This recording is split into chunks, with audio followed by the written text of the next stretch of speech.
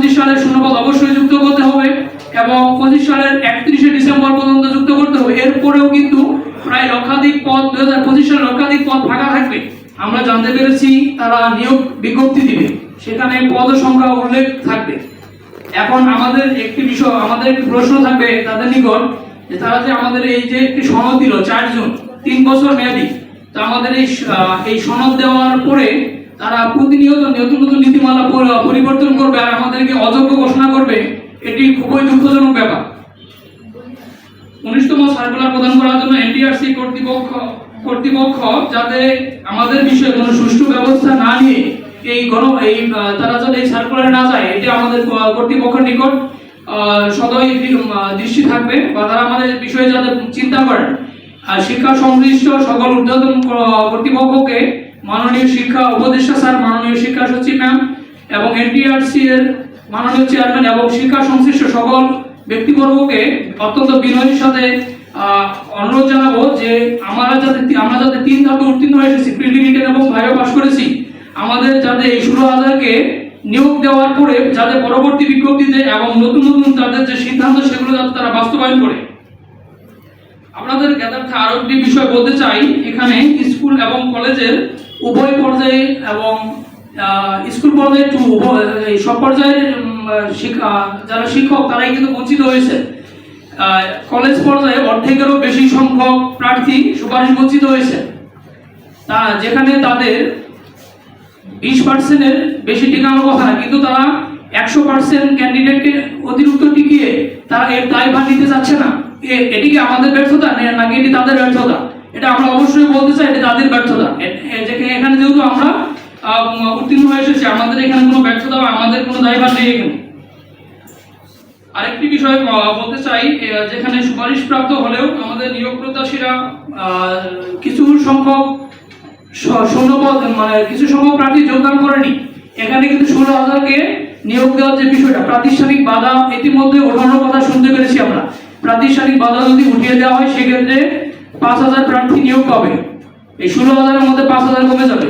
আরো 5,000 প্রার্থী যোগদান করেনি, তাহলে 10,000, আর বাকি থাকবে মাত্র 6,000 প্রার্থী। এই 6,000 অধিকাংশই কিন্তু কলেজ পর্যায়ে যারা প্রভাষক পদে যারা উত্তীর্ণ হয়েছে তারা। তো এখানে যদি এই ষষ্ঠ গণবিজ্ঞপ্তিতে যদি আমাদের পদযুক্ত করা হতো তাহলে আমাদের এই সমস্যাটি থাকতো না। যেহেতু তারা পদযুক্ত করেনি, আমরা বারবার তাদের নিকট আমরা দৃষ্টি আকর্ষণ করছি, আমরা চেষ্টা করতেছি শান্তিপূর্ণভাবে কার্যক্রম করার জন্য, কিন্তু যদি তারা আমাদের বিষয়ে কোনো যথাযথ ব্যবস্থা না নেয় তাহলে আমরা যে কোনো ধরনের কঠোর কর্মসূচি দিতে বাধ্য থাকব।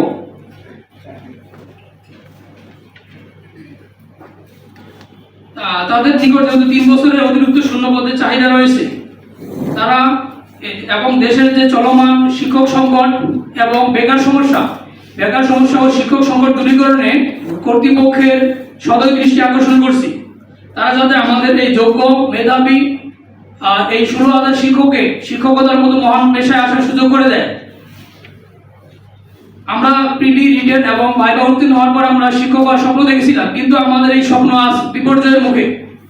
এটি কর্তৃপক্ষের ব্যর্থতা বলতে পারি আমরা।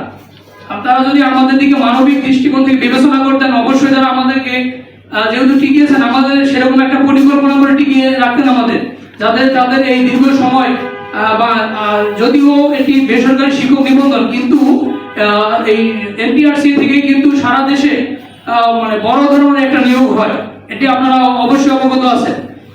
18 লক্ষ প্লাস পরীক্ষার্থী অংশগ্রহণ করেছে। বাংলাদেশের অন্য কোনো জবে কিন্তু এত ক্যান্ডিডেট হয় না।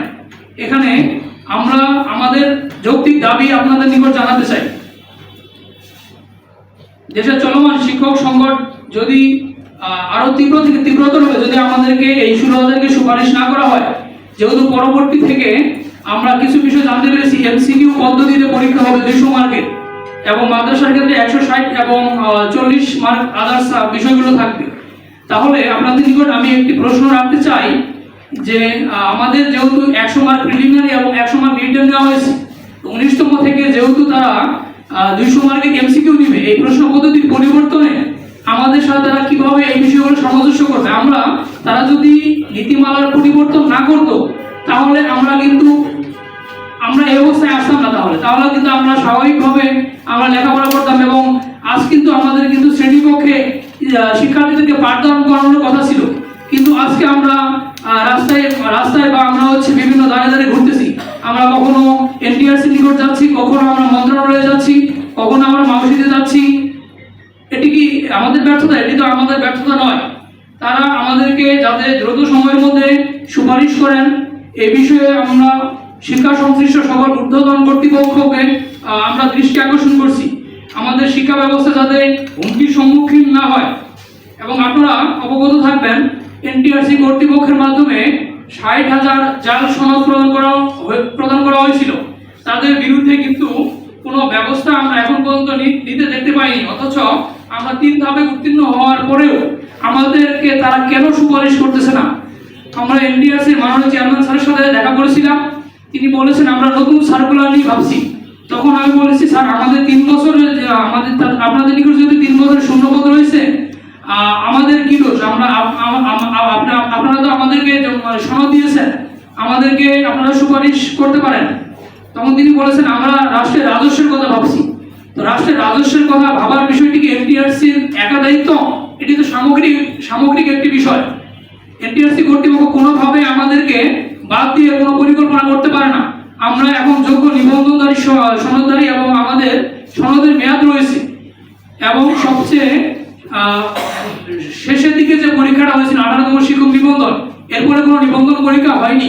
যেহেতু তাদের নিকট শূন্যপদ রয়েছে এবং আমাদের যেহেতু সনদের মেয়াদ রয়েছে, বয়স রয়েছে, সবকিছু সময়সীমার মধ্যে রয়েছে, অতএব আমরা শিক্ষা সংশ্লিষ্ট সকল ব্যক্তিবর্গকে অত্যন্ত বিনয়ের সাথে বলতে চাই এবং তাদের দৃষ্টি আকর্ষণ করতে চাই যাতে আমাদের এই 16,000-কে একটি বিশেষ গণবিজ্ঞপ্তি দিয়ে দ্রুত সময়ের মধ্যে সুপারিশ করা হয়।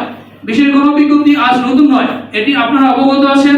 2022 সালে এনটিআরসি কর্তৃপক্ষ একটি বিশেষ গণবিজ্ঞপ্তি দিয়েছিল এবং সেখানে তারা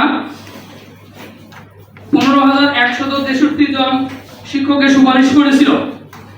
এটি তাদের নীতিমালায় রয়েছে বা তারা চাইলে এটি পারে। এটি আমরা এর আগে দেখতে পারছি। যেহেতু তারা বিশেষ গণবিজ্ঞপ্তি দিয়ে সুপারিশ করেছিল, আমরা চাই যেহেতু পরবর্তী পরীক্ষা থেকে নীতিমালা পরিবর্তন, প্রশ্ন পদ্ধতি পরিবর্তন, সবকিছুতে আমূল পরিবর্তন আসবে। এক্ষেত্রে আমাদের এই 16,000 যৌক্তিক দাবিকে যাতে অনতিবিলম্বে মেনে নেওয়া হয়। এবং আমি আপনাদের নিকট 2টি দাবি, আমাদের 16,000 সুপারিশ বঞ্চিতদের পক্ষ থেকে 2টি দাবি আপনাদের সামনে উপস্থাপন করছি। আমাদের প্রথম দাবি, 31শে ডিসেম্বর 2025 সাল পর্যন্ত শূন্যপদ যুক্ত করে দ্রুত সময়ের মধ্যে বিশেষ গণবিজ্ঞপ্তির মাধ্যমে সুপারিশ বঞ্চিত 16,213 জনকে নিয়োগ দিতে হবে। আমাদের দ্বিতীয় দাবি, নীতিমালা পরিবর্তনের পূর্বে চূড়ান্ত উত্তীর্ণ ও সুপারিশ বঞ্চিত প্রার্থীদের নিয়োগের লক্ষ্যে বিষয়ভিত্তিক তথ্য বিশ্লেষণ করে প্রয়োজন অনুযায়ী শূন্যপদ যুক্ত করে বিশেষ গণবিজ্ঞপ্তির মাধ্যমে উত্তীর্ণ সবাইকে নিয়োগ দিতে হবে।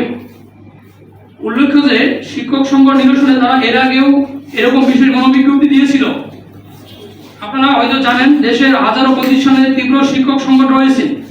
প্রাপ্ত হিসাব অনুযায়ী 2025 সালে 1,20,000-এর বেশি শূন্যপদ রয়েছে। এমত অবস্থায় শিক্ষা ব্যবস্থার অত্যন্ত নাজুক পরিস্থিতি মোকাবেলা করছে এনটিআরসি কর্তৃপক্ষের নিকট অত্যন্ত দুঃখজনক পদ্ধতি হচ্ছে তারা প্রতি সার্কুলারে বেশি ক্যান্ডিডেটকে যোগ্য হিসেবে ঘোষণা করে পরবর্তীতে তারাই অযোগ্য হিসেবে ঘোষণা করে। এটি অত্যন্ত দুঃখজনক একটি বিষয়।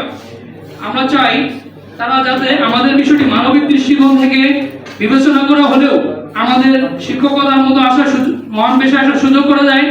এক্ষেত্রে সমাধানের একটি পদ রয়েছে। 2025 সালের শূন্যপদ অবশ্যই যুক্ত করতে হবে এবং 25 সালের 31শে ডিসেম্বর পর্যন্ত যুক্ত করতে হবে। এরপরেও কিন্তু প্রায় লক্ষাধিক পদ, 2025 সালে লক্ষাধিক পদ ফাঁকা থাকবে। এখানে তাদের উদ্বিগ্ন হওয়ার এতটা বিষয় নেই। আমরা শিক্ষা সংশ্লিষ্ট সকলকে অবগত করতে চাই এই বিষয়ে। এর আগে আমরা বিভিন্ন বিষয় দেখতে পেরেছি যে তারা বিভিন্ন প্রতিষ্ঠানে অনেক জটিলতার কারণে কম নাম্বারে সুপারিশ প্রাপ্ত হয়েছে। যদিও তারা টেলিটকের উপর দায় চাপিয়ে দেয়, এই দায় তারা এড়াতে পারে না। এর তথ্য প্রমাণ আমাদের নিকট রয়েছে। তারা প্রতিনিয়ত নীতিমালা পরিবর্তন করে আমাদেরকে বিপদের সম্মুখীন করে তারা এই দায়িত্বহীন আচরণ করতে পারে না। এটি তাদের রাষ্ট্রের যারা নীতি নির্ধারক রয়েছে তারা এই বিষয়ে যথাযথ ব্যবস্থা গ্রহণ করবেন বলে আমরা আশা রাখি।